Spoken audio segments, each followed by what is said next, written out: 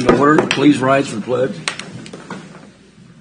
I pledge allegiance to the flag of the United States and to the republic for which it stands, one nation, under God, indivisible, with liberty and justice for all. I want to welcome everybody and everybody that's watching at home. Mr. Dove, I think, is running late, so I'm going to go ahead and ask that we have a minute of silent prayer, please.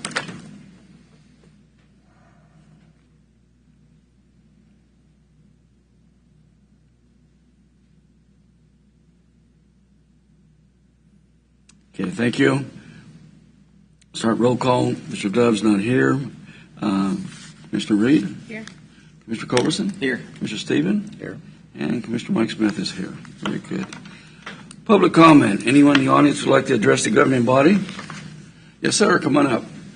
Not you, Ed. Come on up. Not you, Ed. Well, I reckon I'll probably make my last complaint because it sounds like I'm going to get nowhere.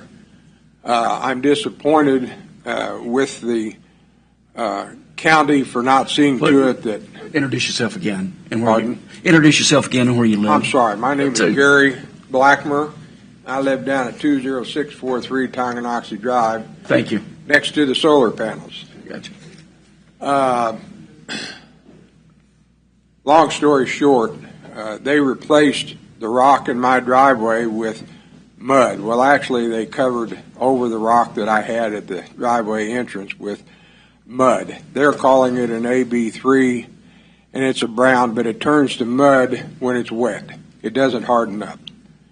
And my understanding from the quarry and the guys that handle it, it never will harden up. So the rock that I had in the driveway is gone. The left side, Mr. Dove came down and took pictures of everything, and he says, that's very dangerous over on this left side of the driveway.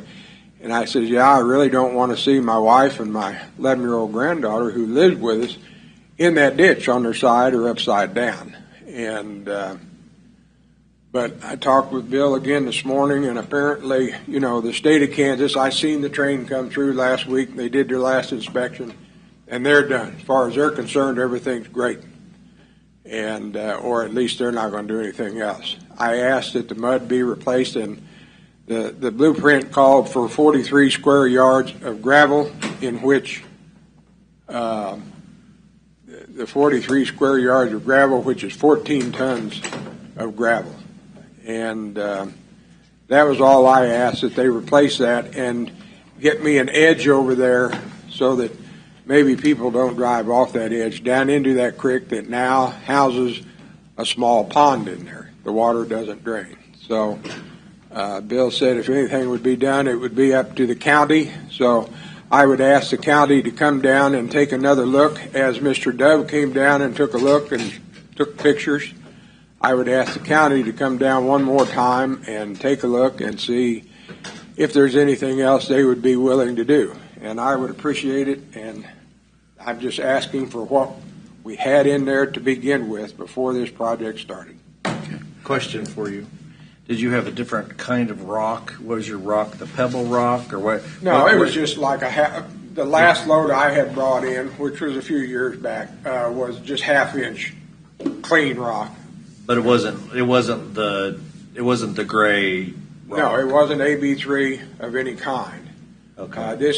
I hauled rock for Quikrete, my company I worked for 30-some years. I run our end dump, and I hauled rock out of APAC, where this company got all their rock through this project.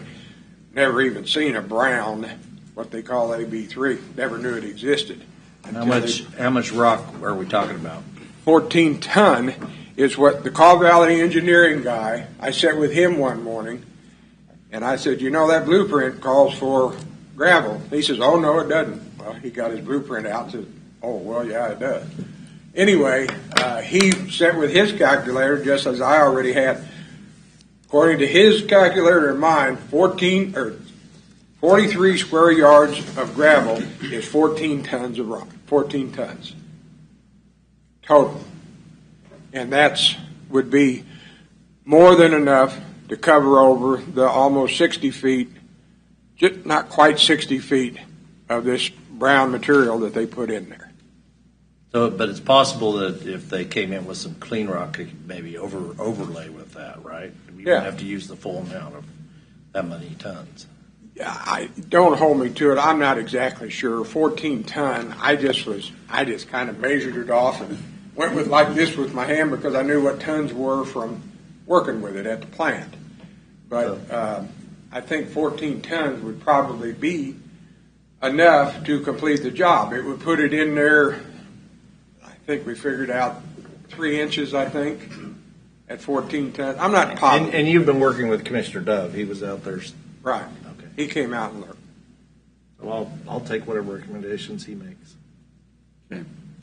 Thank you. We appreciate it. Okay. Thank you. Thank you. Welcome, Commissioner Dove. Thank you, Mr. Chairman. Okay. Any other public comment besides Ed? Okay. Administrative business. Mark, you have anything? Just wanted to. There we go. Just a couple of items. One, yesterday was the KDOT local consult over at Great Wolf Lodge, and there was a really good turnout for Leavenworth County. I think as some of the commissioners can attest, the rooms were overfull. Yeah. Sitting to his lap. Somebody did not plan very well on KDOT's side when they scheduled it to be held in the little room that it was in. Yeah. And then I guess there were 3 other rooms that they had set up too. But there was a really good turnout from Leavenworth County, city of Leavenworth, city of Lansing, Baser had a good turnout in the county. So I think the votes went in our favor in most rooms. Not sure if that means that our projects are going to get moved up or not. Some of those projects started with more points than we could possibly get. So, Yeah. But I think we had good representation, and if the public input is taken, that a couple of our projects should get moved up to number 1, number 2 top spots, I guess, on their priority list. So. Bill, do you have any comments on that? Would you like to say anything? I know you did a good job, but I don't know if you want to add anything to it. You don't want to speak? He wants you to speak. I don't need to speak today, but we had a great turnout and appreciate everybody coming out. I believe that in 3 of the 4 rooms, our projects turned out to be the highest scoring based on the public input and the votes that we received. So Great. It's really good. It's a nice turnaround from having all those people there because public input is 25% of the scoring. So I believe we probably achieved our full 25 points on public input for that project. Good. All projects. Yeah. Thank you, Bill. Thank you. Mark, do you have anything else? On the a few weeks ago, the commission had asked me to look into a government efficiency committee, get some ideas, and I did come up with a few ideas and maybe some challenges, but also some questions that I wanted to clarify from the commission. First of all, I think if you're going to have a committee, you need to set some goals, and what would be some of the goals of the committee other than we want to do more with less, I think is what I've heard so far. And when we're identifying waste, taking into consideration, are we looking to reduce services in exchange for lower taxes?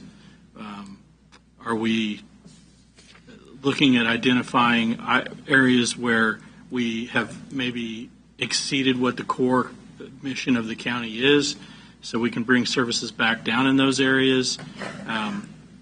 Obviously, other than life safety issues or mandated services and infrastructure, where are we looking? Some of the challenges are going to be that if you don't put your 2 largest departments on the table for this, which would be Road and Bridge and Sheriff, basically 54% of your budget is then exempt from being reviewed by any kind of efficiency. And if you do put them on there, then obviously in the sheriff's office it's voluntary. All the elected department heads' participation would be voluntary in this. So if you do put them on there, then are you looking at reducing what we have been working towards trying to expand? Then looking at the rest of the departments, after roads and sheriff, you have EMS.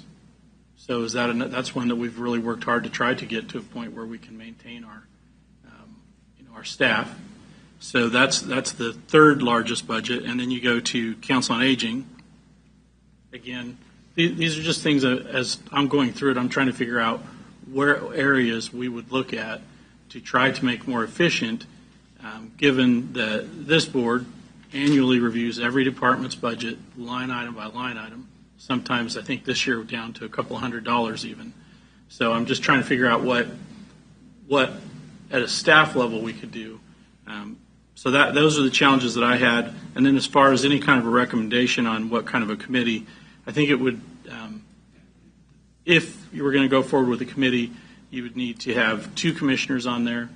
You can't have more than 2, obviously, and the county administrator, and I think that's where you would start. And if that group decided they wanted to call anybody else in, they could. That's kind of where I'm at on this. I appreciate any feedback, input, and then continuing to work towards getting something put together. I'd like to since that vote was carried through with 3-2 margin, I'd like to revisit that conversation about why is it that this board felt that there needed to be a government efficiency committee, if that's something that we could discuss here and now. I'm glad that Mark brought it up. It's been on my mind as to why do we really need that. Well, we could discuss it now that we wanted to take another vote or come and look at it again. We put it on the agenda next week because I don't want it to be clearly on the agenda for everybody to see. But okay. We can definitely have a discussion on it. Any commissioners want to talk about it? Do the commissioners want to talk about it? Well, I thought our discussion was going to be to move ahead and how we were going to formulate the committee. And I do think each of those items, if we move ahead, then we can deal with the issues that county administrator brought up.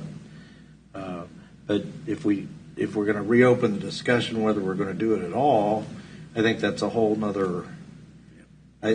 Because I thought we'd had that discussion.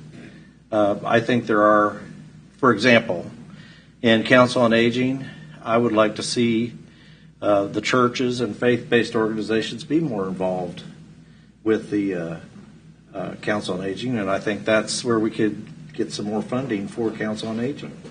And I think that's an efficiency that could be looked at by this committee. All of these various departments have areas I think that could be made more efficient. Maybe there's not a lot. Maybe some of these are 100% efficient. But if we haven't looked at it, we don't know. And that was my intention in asking that we have a government efficiency group to kind of take another look at it and be more in depth. When we do the budget, it always turns into a rushed thing. Every year we do have a process with the budget, but by the time the budget rolls around, it often becomes, we got to push this through. And if we start now at efficiency and looking at it, it's something we can take a look at. Well, that's why I advocated for it. Commissioner, then let me ask this: if we look at it earlier than we have in the past with Mark, wouldn't that suffice for what I think you say could be a shortcoming on the Council on Aging? Is that something that would take care of that without having to put another committee and work hours into it when we know already that we have so many hours in a day that we can make this work? I don't know. I was just using that as an example. If you have a committee that, for example, let's just say Commissioner Culberson and I are going to be not returning after 2 years, maybe we would join the county administrator and then say you got on this commission and you found that you need to look more in depth at something, you could appoint a CPA or somebody that is more qualified and really in-depth looking into specific parts of the budget. I don't think there's any way to, and Mr. Lawford can correct me on this, but I don't think there's any way to actually move the budget process up beyond a certain point without going outside of, because we don't know what the numbers are going to be. We don't know what the, we can't really move. I don't know, what would be the earliest we could do a budget, Mark, or Mr. Lawford? Well, I don't think, approving the budget and reviewing the budget, two different things. You can't even approve the budget until August. I mean, that's the state puts that guideline out there. You can review the expenditures, and the department heads are usually done in May with their budget, so it gives us time to review and move forward. But I think we've already committed to having it for you in June this coming year. We could push that back maybe to late May, but typically it's we schedule the review of the budget every week. Once we start the budget process, it's on the agenda. You meet with every department head to go through their budget line item by line item, and then we look at it multiple times after that as a whole. So I don't know if it's the amount of review time that you have. Obviously, we can push that back to, like I said, maybe late May would probably be about the earliest we could get something. But typically the rush at the end comes down to just negotiations between the individual commissioners. Which items are we going to cut? Which items are we not? Where's the mill levy going to come out? That's typically at the end where it comes down to. It's not the actual review of the expenditures with the department heads. I think that usually happens well in advance, over a month in advance of when it's actually on for approval. So I'm not sure making it a 3-month process instead of a 2-month process adds any time if the decisions aren't made until the last meeting. I tend to disagree with that, Mark. I think, all due respect, I tend to, doing this for 40-something years, I think you can start earlier and get to the point that I think we need to get to and start those conversations and just have more time to bring them back in to talk to the county commission. I tend to agree with Willie on this. This is to push something like this down now is without trying some other ways is kind of wrong, because I don't want this to turn into a political thing. This can turn into politics at its finest when you get certain committees and certain groups, and they're pushing county commissioners to do certain things, or they encourage certain county commissioners or even the public to do things. I've done a lot of budgets in my lifetime. Yeah, any of us in this room can cut a budget. There's no secret to that. We can cut things. Commissioner Culberson has beat on the drum for years that we continue doing this, then we're going to have trouble. People don't like to say, well, we keep the mill levy flat. They say, well, you're still getting taxes. Yeah, everything goes up, but we're not going overboard with doing that. In fact, we've come down every time. And so to bring an outside source in, when we got qualified, certified people, we sit down with citizens every day and more than welcome to go over this. But if we're going to bring another committee in, I want to be very careful on how we handle this. I really think the answer is, and I don't think I have the support, but I really think the answer is, next year we try to get a little bit more time to go over the budget, to have these committees come before the county commissioners more often so we can address something that we may not see until the end of the budget. Vanessa, go ahead. Well, thank you. I'm unsure what we're doing right now. I'm not familiar with having had discussion, a vote, and then coming right back to it. That doesn't seem like an efficient way for the board to run.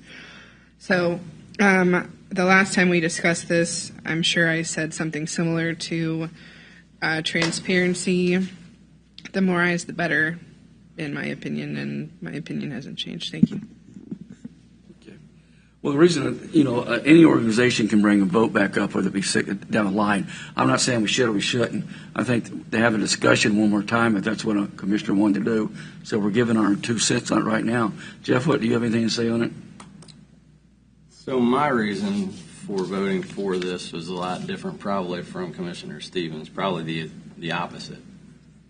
So everybody's always talking about transparency, and I'm positive that the result of this DOGE, or whatever you want to call it, on county reviewing of budgets is going to validate the budget, if nothing else. And it's going to prove to people that think that the county budget is the reason your taxes are high in Leavenworth County, because it's not. But they always, when new people come in or people are running for office, first thing they say is, I'll lower your taxes. Vote for me, I'll lower your taxes.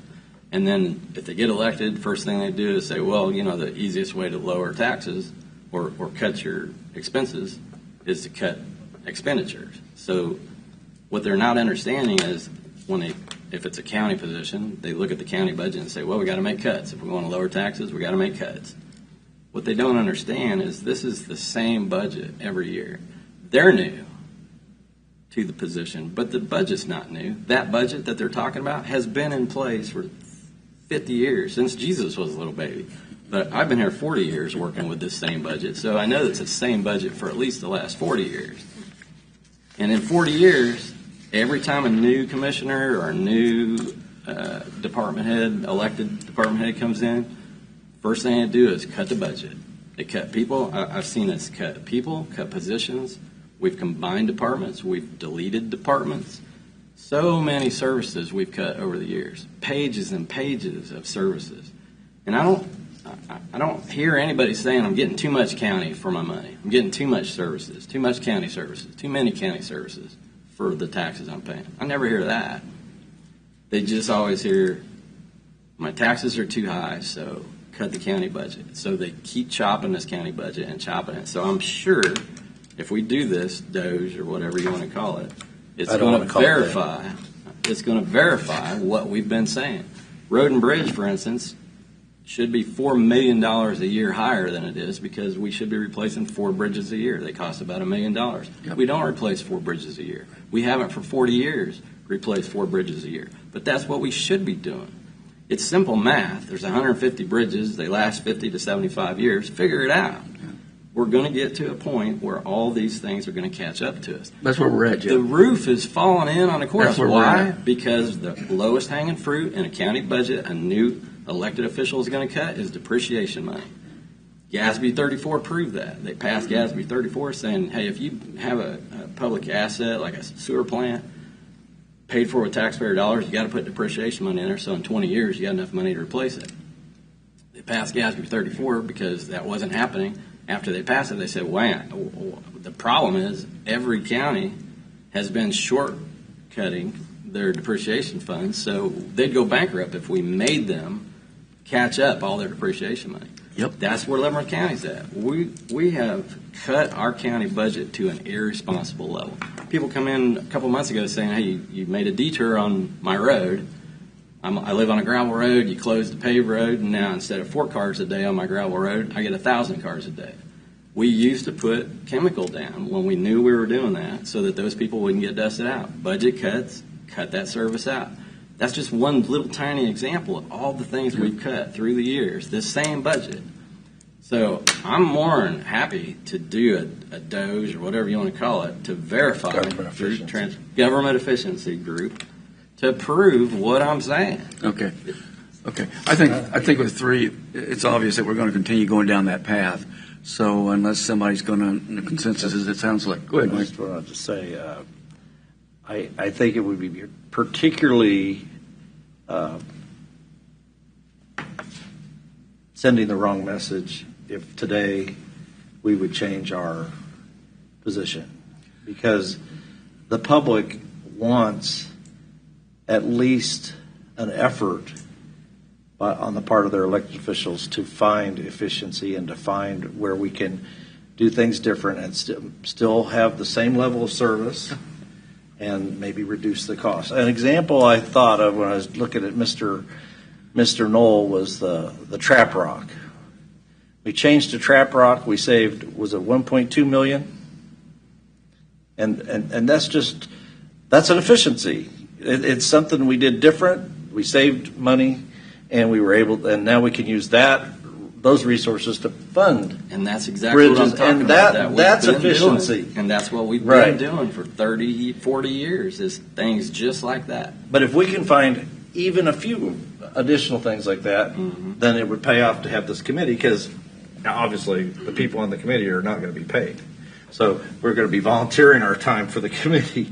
Okay. So I would say, I think we should move ahead. Okay, it sounds like that's the consensus of it. So now we need to give more direction, or what do you think, Mark? How do Yeah, so, the Commissioners, I brought it up today, I wasn't aware you were going to have a discussion on whether or not to keep going with it. I brought it up today to find out if you'd support putting 2 commissioners Yes. on the committee. In fact, I think it should be Jeff and Mike. And then As I we're can going start bye-bye. scheduling meetings. Since they're leaving us, put those two on it. So, They have different opinions, and I think you need people that have different opinion to sit on it. I agree with that. I'd be more works. than happy to. Mike, would you be more than happy to? Absolutely. Okay, Jeff, he's yours. Okay, what else we need? that was all I had on Okay. administrative. Okay, everybody okay with that? Yeah, fine. Okay. Very good. Mark, anything else? No, sir. Okay, I know, let me get just a second there.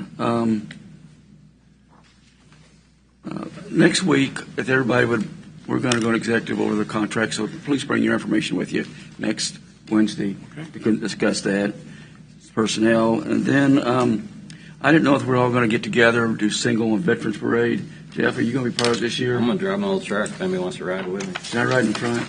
Sure. Okay. That's all I ask. Have a You threw me out of the bunch back of on the kids side. in back. I like being in the back with the kids. Yeah. So, anybody wants to ride? I know, Vanessa, sometimes you do your own thing, but I don't know, Willie, if you're going to be in the parade or if you want Yeah, I'll take along. Okay.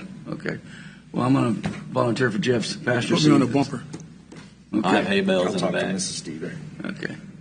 Yeah, very good. Okay, let me see what else we had here. I just want to say, too, about the turnout, and I've already said it once from yesterday on that, was excellent from all the cities and the county. We were well represented. The only other thing is, too, is most of y'all know Ken Miller. He was our public information officer in Lansing. I hired him 20 years ago to do Main Street construction down the middle of the thing. He is retired, and they had a little farewell with him. And he's one of those people that you could work with and usually come to a resolution on some kind of issue that you got going. So Lansing will definitely miss him. With that, I'll see Mr. Dove, you have anything? I do not. Vanessa? Well, I was very happy to participate yesterday with the KDOT meeting. That was my first time being a part of that process. It's very interesting to me how the process works. And Yeah. I also had the pleasure of spending a little time in Mr. Dove's, Commissioner Dove's district at Baser and getting to see the difference between how they organize it, how Leavenworth organizes it. So I'm hoping to meet with Leavenworth and see if we can up our game. I was glad to see individuals from Leavenworth there. I would just continuing, trying to push towards the county kind of having a united presence and being on the same page, working together.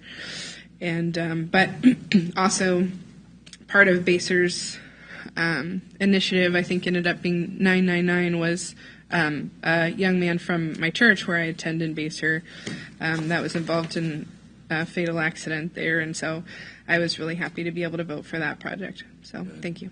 Good, thank you. Jeff, do you have anything for the group? Mike, do you have anything for the group? If the government shutdown continues, my understanding is SNAP benefits are going to come to an end November 1st. And I thought that perhaps we should have the county administrator come up with some kind of a plan where we would be able to supplement some of our food banks with some food resources.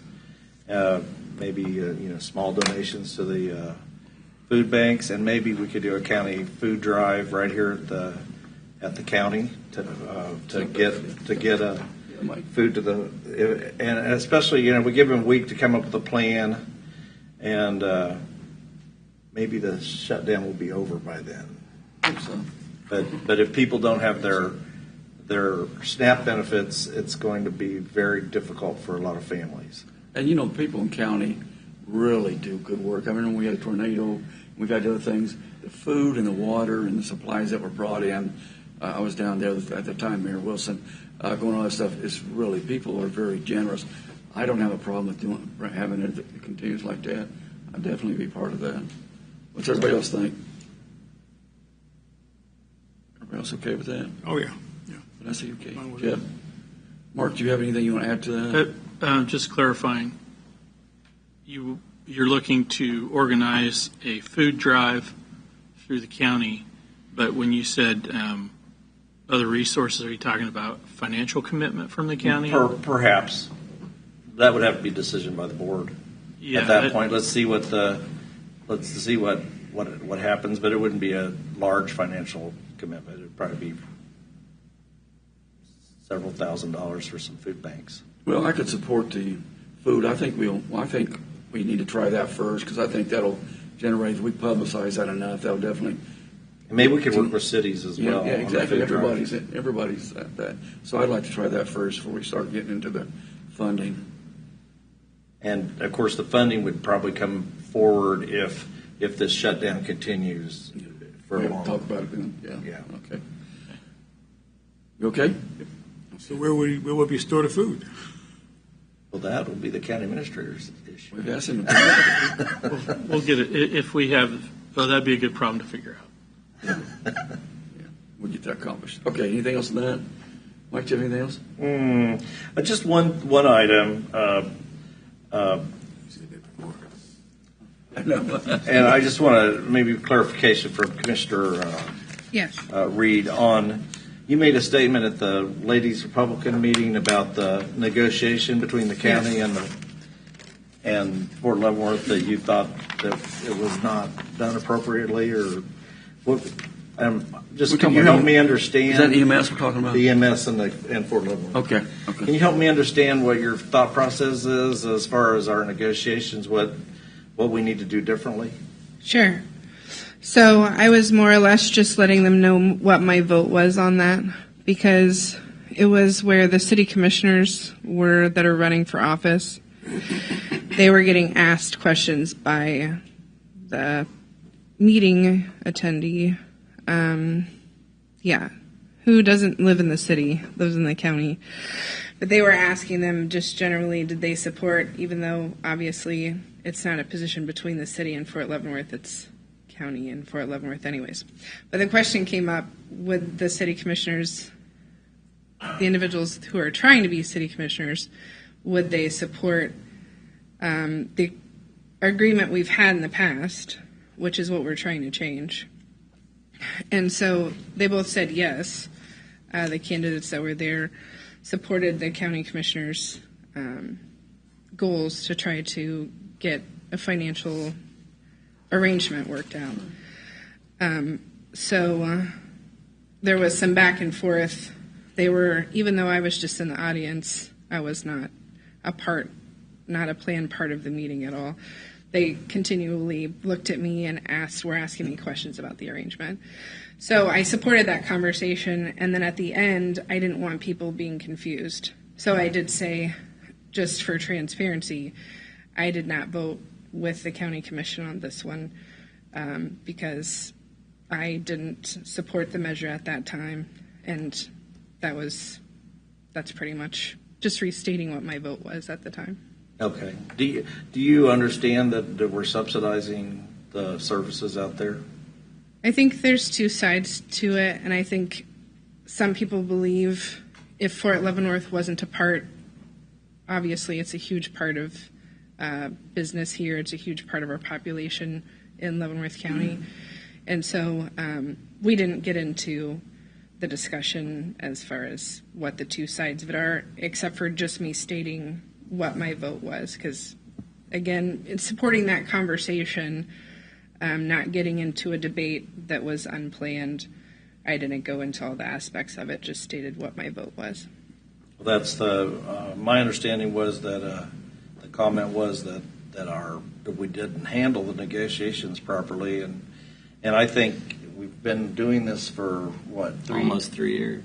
I think probably what you're talking about is potentially what we handled in an executive session. No, I'm talking about the part that Jeff has been negotiating with them for 3 years to get a contract where they help to offset the subsidy that the county provides for them right now. Yeah. I was not a part of those negotiations, which is what I stated. I was not a part of those negotiations. Did you say that we mishandled them? Well, there was definitely a part in executive session that I did not agree with, and I made that known. What in was executive reported to session. me by a reliable source Yeah. is that you stated that we mishandled the negotiations Yes, the part. at the meeting on Yes. Monday. But I did not state the specifics because that was an executive session. But I did state in executive session to the commissioners that were present that I did not agree. If you remember, we had a discussion in executive session. I'm not referring to anything in executive session. I'm just referring Okay. to what was stated at the meeting on Monday, and that's why I wanted to give you an opportunity to clarify with us what you think we should do differently in our negotiations with Fort Leavenworth. Do you feel like we should even try to negotiate with them, or do you feel like we should continue down the path we're currently on? Or what is the difference that you have with the approach that we're taking? Well, I would like to consult legal counsel to make sure that I can discuss that in public because that part of the negotiation was an executive session. Okay, I think we got the comments out. I think Jeff's done a good job, and I've been in a few meetings with him on that. $1 million or whatever it is, it's not asking the federal government for much when they used to handle it themselves. We need to. This is what we go back talking about up here again. Okay, so we're going to pay for an extra million or not receive money back, and so where do we get that money from? County gets it from property tax. So if you're not looking at the big picture things that we're looking at, then we're going to stick that. There's no doubt in my mind the federal government, when it's time, because their budget's totally different than ours, can pony up $1 million to help us offset, because we are servicing people out there that don't even live in the county, but we're available to go handle their calls, and we don't get reimbursed whatsoever. So I think there probably can be some more discussion on it, but I honestly believe it's to the point now where they need to bring that contract or something back to us so we can have more discussion on what's happening. Jeff? So I just wanted to add, something you touched on is saying there was an opposition side saying, well, the fort contributes a lot to our community, so why are we asking them to pay for this? Which I understand because I hear that a lot. The problem is those people, every single one of them that has that position, does not understand the difference between property tax, sales tax, and income tax. There's a big difference. The county only gets property tax. So the EMS that costs us $2 million out of all of our local taxpayers' pocket comes from property tax only. The fort provides jobs. Well, that's income tax. We don't get any income tax. The fort spends their money in town locally. That's sales tax. We get almost no sales tax. We only get property tax. So if all those people that complain about their high property taxes would agree that it's okay we're paying high property tax because we're picking up the fort's ambulance bill, that's fine. Leave my property taxes higher because we want to pay for the fort's ambulance service because they provide jobs and spend their money in town. If that's the way it worked, it would all be fine. But that's not how it works. We only get property tax. So we're asking the fort, you're burdening our local taxpayers on their property tax to cover your ambulance service. We can't afford to do that anymore. Our property taxes for people is getting way too high. So we're just trying to break this down in everybody's property tax and say, hey, one big chunk of your property tax is providing free ambulance service to the fort. If they would say, that's okay, leave that part alone because they provide jobs and spend their money in town. But that's not how it works. In my position, one of my largest concern with this that I think I stated before is that this is, in my opinion, a medical service that's being provided. So if people have health insurance, we need to be working with the health insurance companies. Same with Fort Leavenworth. They need to be covering the cost to the individual that's using the service. And if there's a gap in funding with their insurance plan, the individual needs to pick that up. I don't see how it's any different than going to a hospital, a doctor, getting an x-ray, a lab service. You're asking for transportation to get to medical care. I see it as a part of that system. Just like when one of my parents that I helped take care of used EMS, we got a remainder bill. So I'm just asking to look into that more and figure out where is the gap between the health insurance and the individual that's using the service, because I don't really know that it makes sense for it not to be settled at that point. Well, I think And one of that's the the things, gap that the Jeff, taxpayers are picking up. it's one thing, say too, you have to have the equipment and the personnel and everybody available, whether they're being called to the thing or not, and there's a cost associated. If y'all check the price of those EMS vehicles, so even though we could work on with the insurance companies, which they balk on that kind of stuff, we could work with them, we still have to be prepared to go to service them, and to do that, you have to have the stations, you have to have the personnel, so you could go on, and that, whether they get called or not, they have to be there. That's a cost.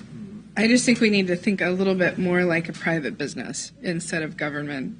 You know, Well, in a private business wouldn't even show It is up. private business. In a private business, you can't go like, well, this is part of what's needed to provide this service, but we're not going to bill the customer for it, right? That's not how private business works. In government, why do we think like that? Wait, Why? back up. I'm still trying to understand what you just said. So if we're saying it takes buildings, it takes equipment, it takes staff, but somehow at the end of the day, the single customer in one case is not held reliable, doesn't have to agree to the price to receive the service.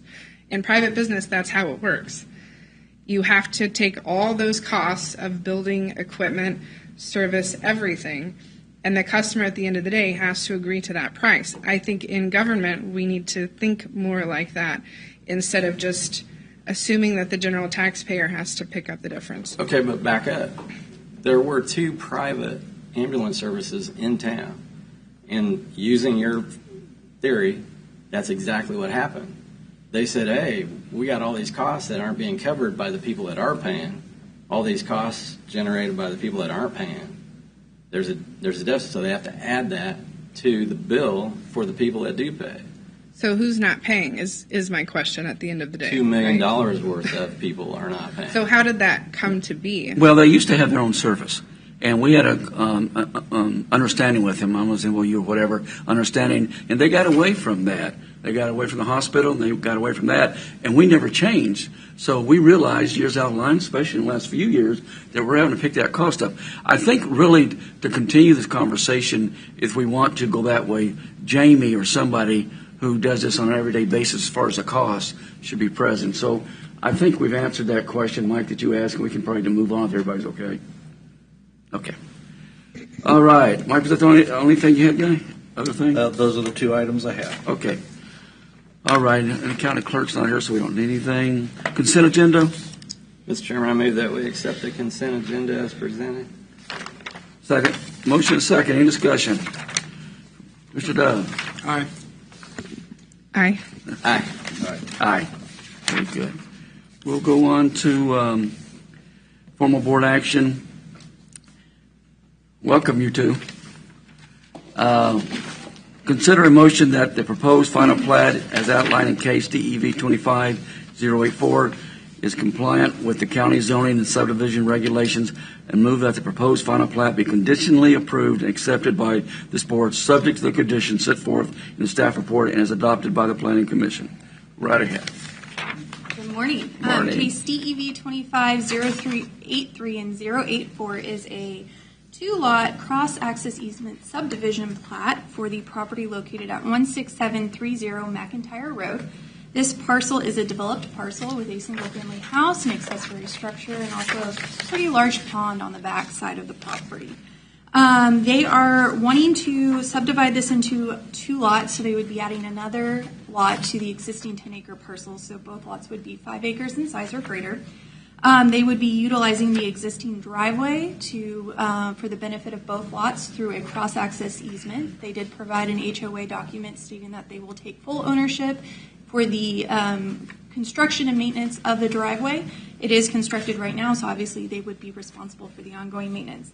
However, in order to develop the parcel in the configuration that they would like, it did violate some of our regulations, specifically Article 50, Section 43D, lot design, because there are more than 2 line breaks within the shared rear property or side property line Excuse me, there's two what? more than 2 line breaks, so Okay, it gotcha. breaks off Gotcha. more than twice. Gotcha. Second, Article 50, Section 43H, a nonconforming structure, the way that it is proposed to be split off, an accessory structure is being placed on a separate lot than the principal structure currently is. They do plan to build on that lot, so they do plan to bring that back into compliance with the regulations, but of course, since they are platting it this way without the principal house, an exception is needed for that specific regulation. And then the third one is Article 50, Section 43I, which is the lot width to lot depth. That actually exceeds the minimums, the 1-to-1 ratio. It is going to be wider than it is deep, and that is due to the fact that they are using the existing driveway. It was difficult to meet that requirement without an exception. The Planning Commission did consider this request as well as the approval of the plat at their last meeting. The Planning Commission did approve all 3 exceptions on a vote of 8-0, and they are recommending approval of this plat on a vote of 8-0 as well. So if you have any other questions, please let us know. Commissioners? Any questions? Jeff? Nope. Mike? Motion. Go ahead. Motion to approve the final plat as outlined in case DEB 25-084, compliance with the county zoning and subdivision regulations, and move that the proposed final plat be conditionally approved and accepted by the board, subject to the conditions set forth in the staff report and as adopted by the Planning Commission. Have a motion of a second. Second. Motion and second. Any more discussion? Start roll. Commissioner Dove? Aye. Aye. Aye. Aye. All right. Very good. We didn't want y'all to get too comfortable. Have a good day, you two. Presentation discussions. Quarterly report. Human resources. Come on down. Good morning.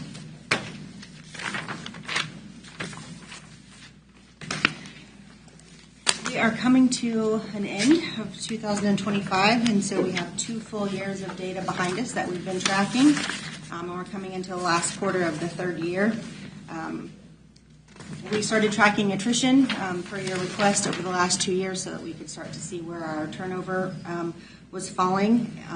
In the first 3 months of this year, we have had 74 departures in 2025, and so I broke those down for the top 3 reasons and the top 3 departments, which is not a surprise. It's something we've talked about already.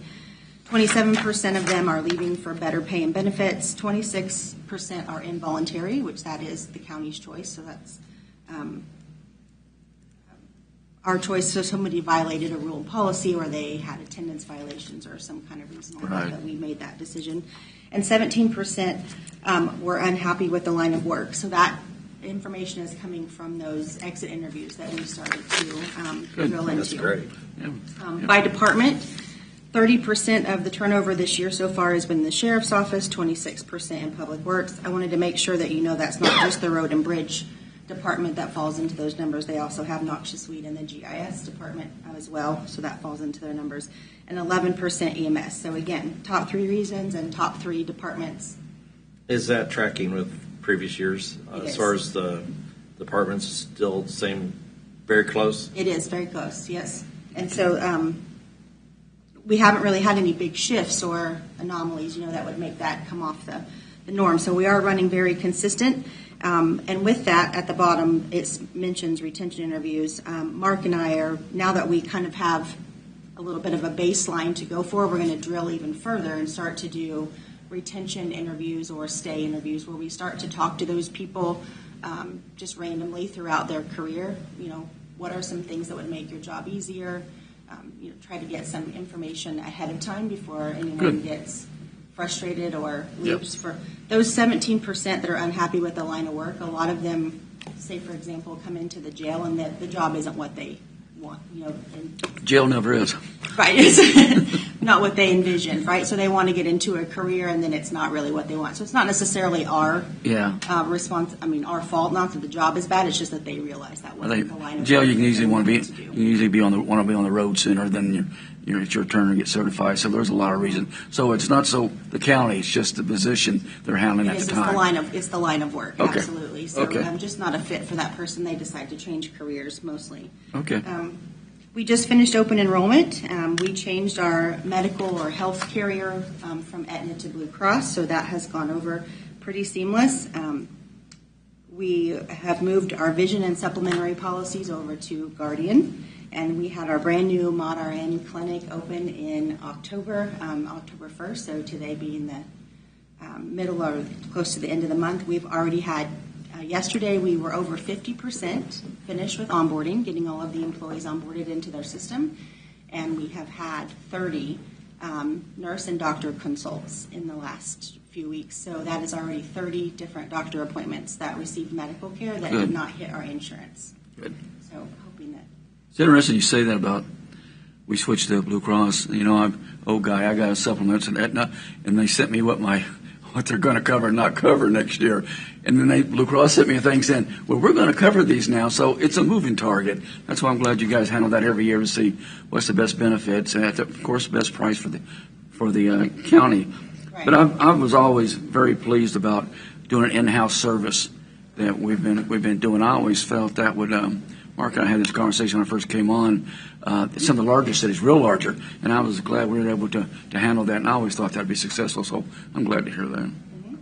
Yeah, the clinic is, so far, we're ending our first month, and it's exactly what we hoped it would come for. So, yes, we're having really good numbers there. For safety metrics, so far for 2025, we've only had 22 medical incidents, so we are down so far and on track to beat last year. Bless you. And what are all? Can you kind of go through what Typical, those are? yeah. As far as the incidents that we have, I don't have the data in front of me, but if I had to guess, just because I deal with those every day, it's mostly probably one of our biggest thing is strains, whether it's back strains or leg or arm strains, and a lot of that. And I'm not gonna. Just EMS and sheriff, they both have really difficult physical jobs. Yeah. Our EMS folks are having to pick people up and transport people and move, and so they just have a lot of physical strain on their bodies, and so that is probably our biggest. Makes sense. So that's the two largest departments where those claims are coming from? I would agree, yes. And is that also, if you track back, I don't know, you've been here 5 years. How long have you been here now? 3. If you track back 3 years, is that kind of consistent? Yes. Okay. Strains and sprains. I will say that falls and trips and falls were one of our biggest ones, and we've definitely decreased that over the last 2 years.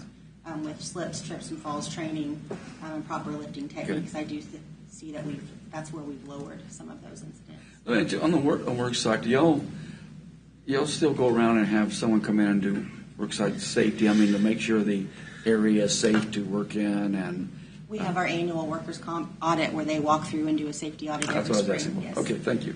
And the safety committee this year is going to do a pre-audit to that too, to make sure that we're on track and not just relying on someone to come in and do that audit for us. Well, they know what's going to happen once a year. Yeah. Okay. Where we have equipment, where folks are working around heavy equipment and it's a loud noise and they should have earplugs, have they been notified about the need to have earplugs?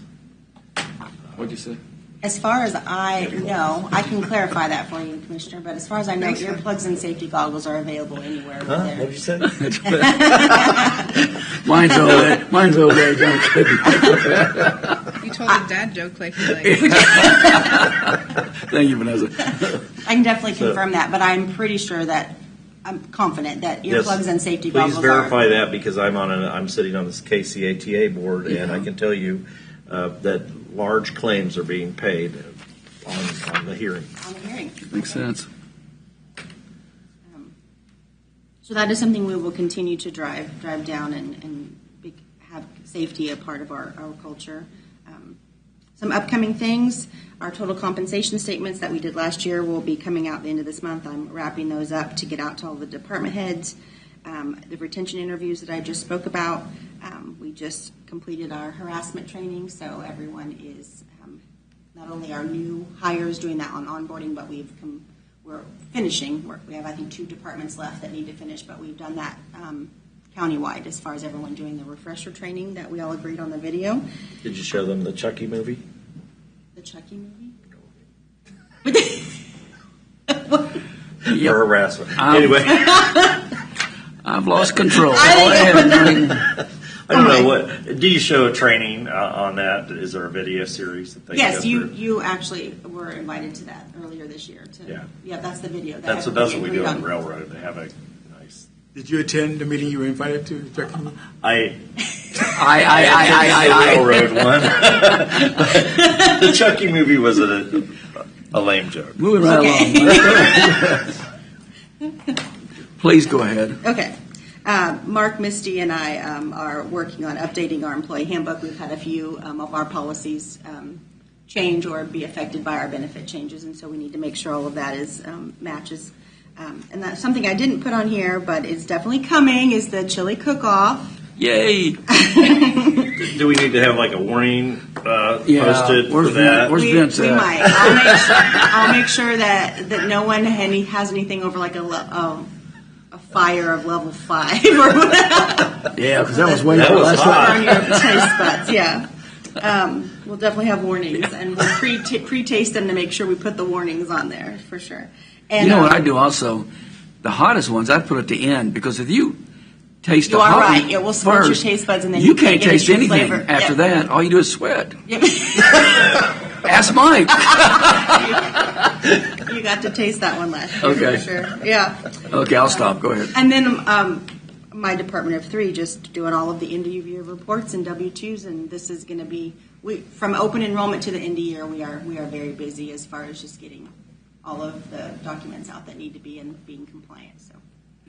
I'm glad that you started putting this information out in front of us the last few years. It gives us an idea, especially if you're going to start doing the other events during the year and ask the people how they're doing or something like that. That'll just give us a better idea too. So. Well, now that we have a baseline too, you can Yeah, start that's exactly to what I'm talking deeper, about. and we can Yeah. dissect the data, and we can get more information for you, whatever you'd like to see. So. I agree. Go ahead, Mike. The EMS departures is at 11%.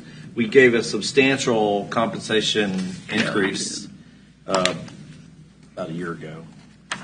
Has that impacted that number? Or is it still tracking about what it was for?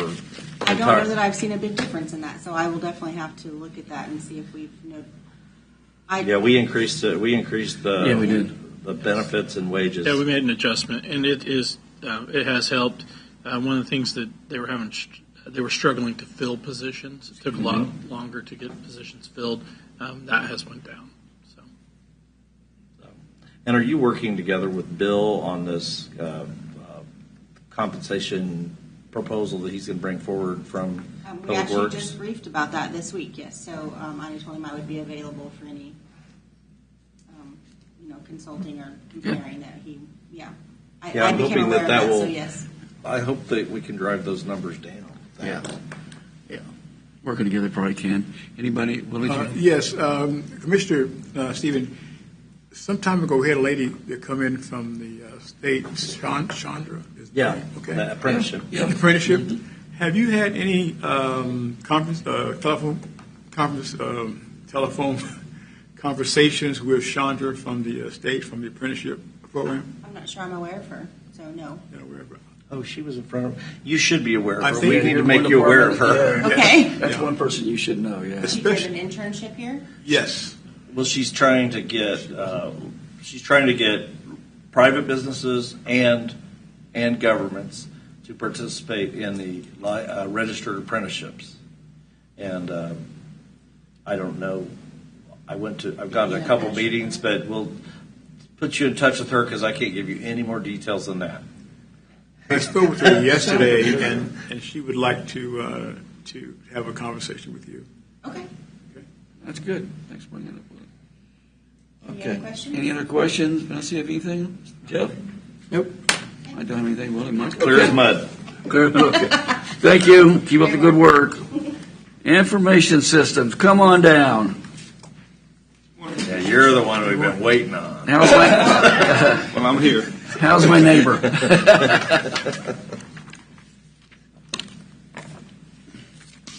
Okay, Commissioners, the IS Department has been very, very busy this quarter. You have the report before you.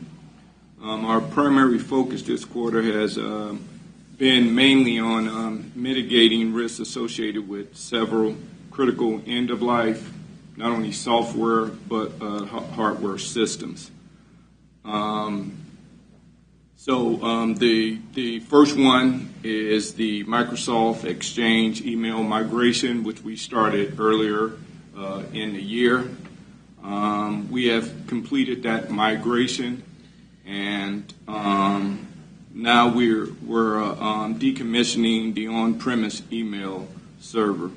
So what that actually means is that everything that was on our on-premise is now in the cloud, if that makes sense. We decommissioned that. We also are currently migrating all perpetual Office software for Office, which means all your local Microsoft Office 2013, 16, and 19. They're at end of life this month as well. So we're migrating people to M365, O365 online, which is also in a cloud.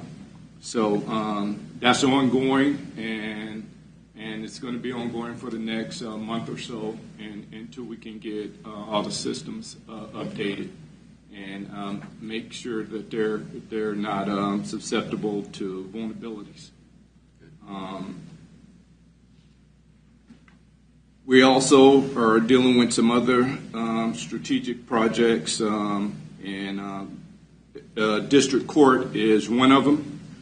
We're updating them to a new version of the For the Record software that does the recordings in all 5 courtrooms. We've secured the 7 licenses that we need. With that, they're getting new audio systems as well as actual desktops to go with that. So each courtroom will be updated. From a cybersecurity standpoint, pleased to report no security events took place over the last quarter, and we continue to assess our overall cybersecurity posture and take action as best we can to make sure we're not at risk.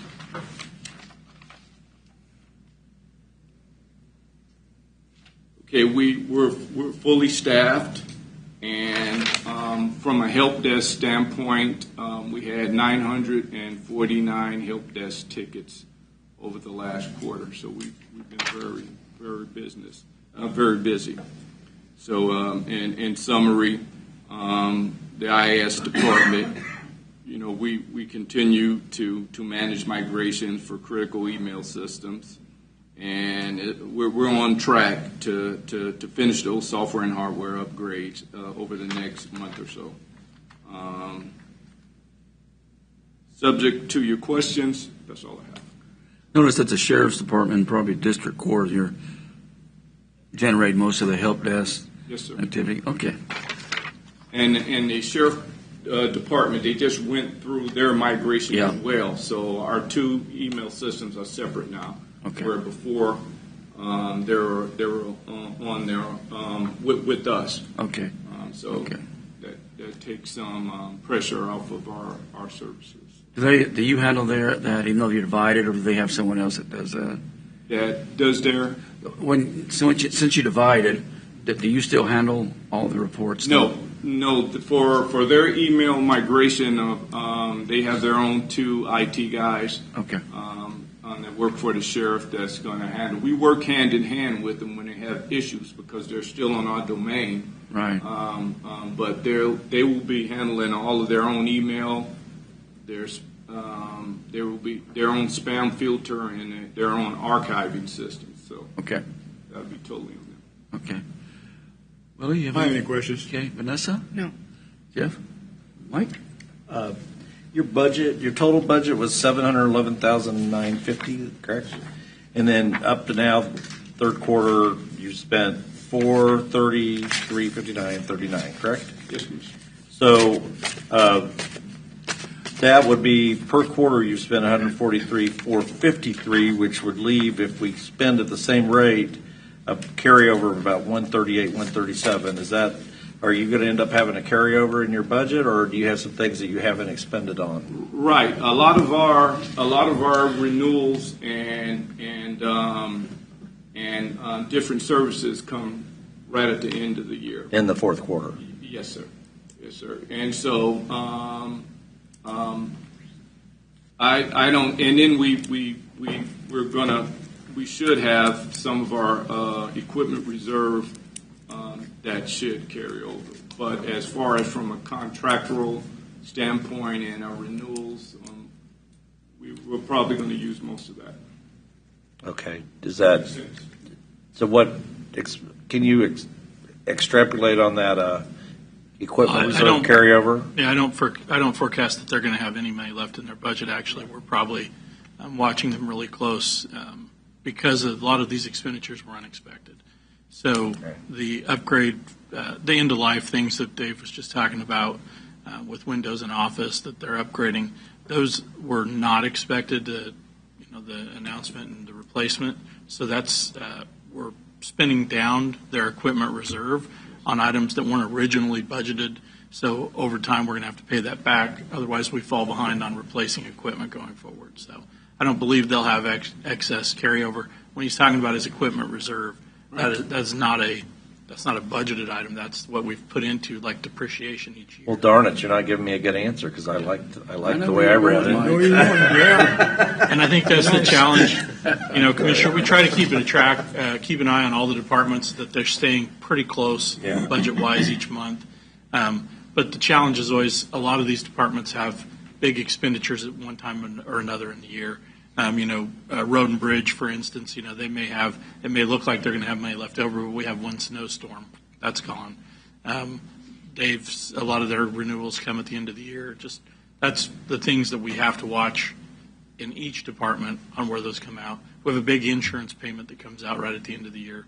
So that usually, from the overall budget, that takes away from that as well. So we had talked earlier about the various budgets and the various funds. If a department, including an elected department, goes over, they need to come back and check with us if they need to expend over their budget. Is that correct? So each fund, budgetarily, each fund is different. So you have the general fund, which most departments operate out of. If the fund is not going over, then technically that does not create an audit violation. A department within the fund can go over, but a fund cannot. Road and Bridge, Council on Aging, those are unique in that they're their own fund. So they have to stay within that. They don't have, if one department spends less, this department can spend more and it balances out. That doesn't exist in the individual departments. Solid Waste is another one, for example. But in the general fund, you have the clerk, the treasurer, the register of deeds, county attorney, county counselor, sheriff, EMS, GIS, weeds, noxious weeds, admin, all those departments are in there. So if one of them exceeds their budget by $500, there's another department that's not going to spend all 500 of theirs. So no, technically, Commissioner, the fund would not go over. So they would not have to come back for a budget amendment. Okay. Let's say it's not $500. Let's say it was a significant overage. Would there be a point where they would have to come in front of the commission, or can they just go over their budget? Well, I think anything that's going to be significant we would bring back to the commission.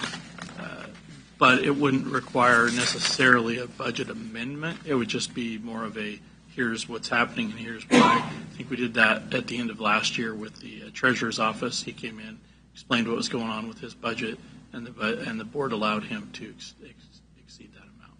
So we had talked about on the budget, you want to make sure that the various departments are held to the actual budget. So how is the way we're handling it right now able to do that? Again, anything that, if it was going to be any significant overage, it would bring back to the board and let them know. The $300, $400, $500 things, that's probably within the budget authority of, purchasing authority of not bringing it back for a $300 or $400 expenditure. But yes, a bigger expenditure we would bring back. The challenge being always with the elected department heads. They have some autonomy in operating their departments and what they spend. I don't know statutorily how you can stop an expenditure like overtime or wages to exceed what the budget was. They try to stay within it, but in the past that has been a challenge where they have exceeded in those areas.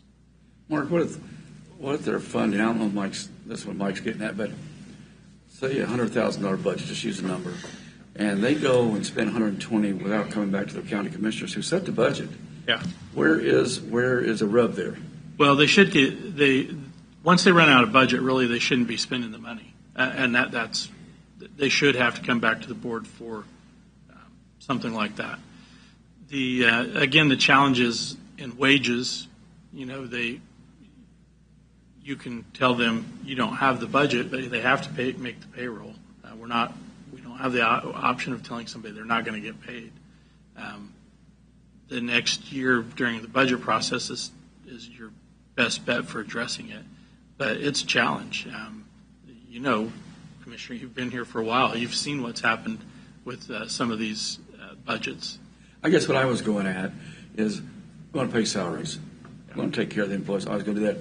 But if somebody, and I haven't seen it anywhere, but just if somebody spent over $20,000 and said they went out and bought a piece of equipment, because I thought the county, I guess I'm getting to where the county commissioner set the budget. Yeah. We understand elected officials, things are going to happen. We've seen it happen like you did before. I guess maybe there's not a yes or no answer to this, because I was looking for something. If someone decided they need a backhoe, for example, they went out and spend. That could not happen. That would exceed budget authority. Okay, that's where I was going with it. Okay. The only areas where we've had challenges in the past have been in the salaries line on wages. Yeah, that's fine. And that's the only one. Get that. And most elected officials I've worked with, since I've been up here, I've been on top of all that stuff. Just a question I had. If an expenditure came up, like let's just say radios, if an expenditure like that came up towards the end of the year, and the sheriff or Public Works or EMS came in and said, hey, we have these radios, they have to be replaced, kind of like what's happening with the computers with Dave, and we don't have reserves for that. That has to come back to the board for approval. That's not something that, if it's not in their budget, they can't expend it in those things. It's the salaries. Way off from what we were talking about with you. Yeah. So, It's the salaries, it's the insurance, those types of things that we're. Okay, I just want to get this nailed down in my mind, because should have is a hard answer. So I have Department A, and they have a budget of $1.6 million. And the county commission approved that budget. That's the budget they're to work within. And they spend $1.7 million.